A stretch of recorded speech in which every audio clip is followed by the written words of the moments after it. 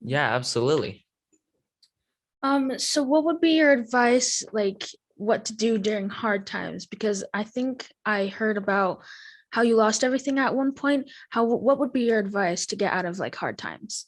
Yeah, so to give you a little bit of a just kind of the background story, I wasn't always in marketing. I was in real estate investment and was living a dream life, and I just thought that it was going to continue to get better and better. And then 2008, 2009 rolled around, and we went from being at the top of the hill to almost feeling like we were at the very, very bottom overnight. And so it forced me to look at things differently and to shift gears in my career.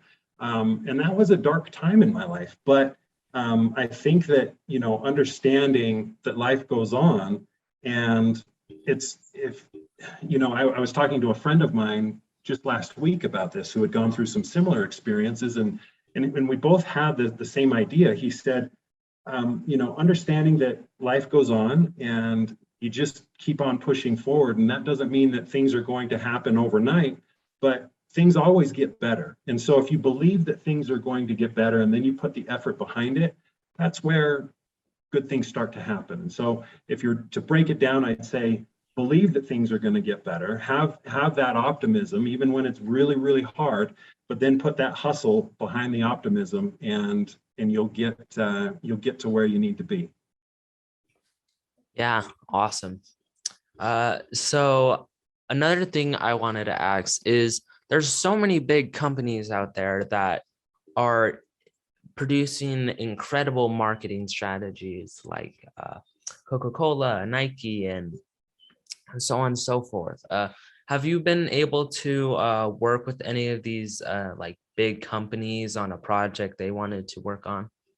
Yeah, so another great question. And I wish that, my dream would be to work with Nike or Coca-Cola. And those who know me know that I have too many shoes and I drink too much Coke. And so I haven't had the ability to work with either one of those companies. I would say that the larger companies that I have been able to work with, two come to mind, are SAP. SAP is a big software company that was founded in Germany. And now they are worldwide. And so I worked in the SAP universe for a while.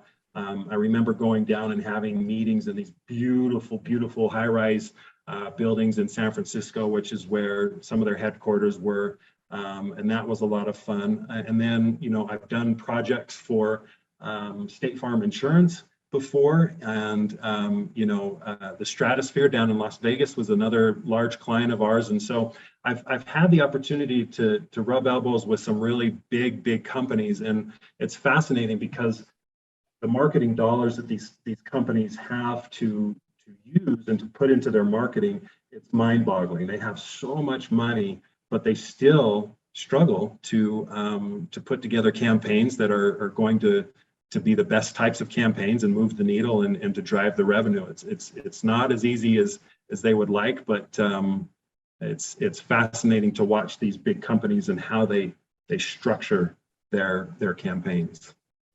Yeah. So we're going to move on to our final question for today, and it is the big one. Are you ready? Let's hear it. So what is your advice for our generation? Great question. So here's one of the things that I struggled with when I was your age is I never quite had an understanding as to what I wanted to do when I grew up. There was a time where I wanted to be an NBA basketball player. I wasn't good enough for that. There was a time I wanted to be an actor. There was a time that, I wanted to design shoes for Nike. All types of different ideas, right? But I think that one mistake that I made was coming out of high school and college, I looked for jobs that would pay me the most money. I chased the dollar, for lack of a better term.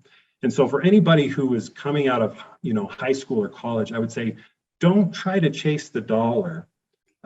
Try to find the things that are meaningful to you. Find the things that you're passionate about, whether that's science. If you're fascinated by science, look for opportunities to seek jobs within that industry.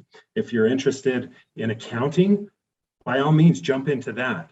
If you're a creative mind, maybe you want to paint, maybe you want to be a photographer. Seek out jobs that will allow you exposure to that, rather than just saying, ooh, this particular job is going to pay me the most money, and so that's where I'm going to try to go. Because ultimately, making money is nice, but if you find something that you're passionate about, not only are you going to be happy in your work, but because you're happy in your work, it's going to reflect in your value, and then you'll make more money. And so find those things that make you the happiest. And I know that that's easier said than done. It takes time to understand what makes you happy. But if you find things that you say, "Ooh, I enjoy doing this," start to pursue those things, and maybe look for jobs within those arenas. And I think that that's going to be, it's going to play to your benefit. So like a motto could be, don't chase the dollar, chase the smile. Don't chase the dollar. Hey, I like it. Yeah. That's a great tagline right there. So Yeah. we need to, maybe we need to build our own campaigns and run with that one. That's a good one. Yeah, absolutely.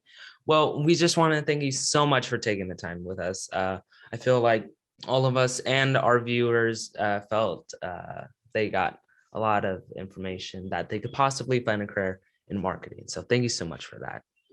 You bet. Thanks for having me on Three Peaks. You guys are awesome. And I'm excited for your success, and look forward to seeing more about you guys in the future. And again, thanks for having me today.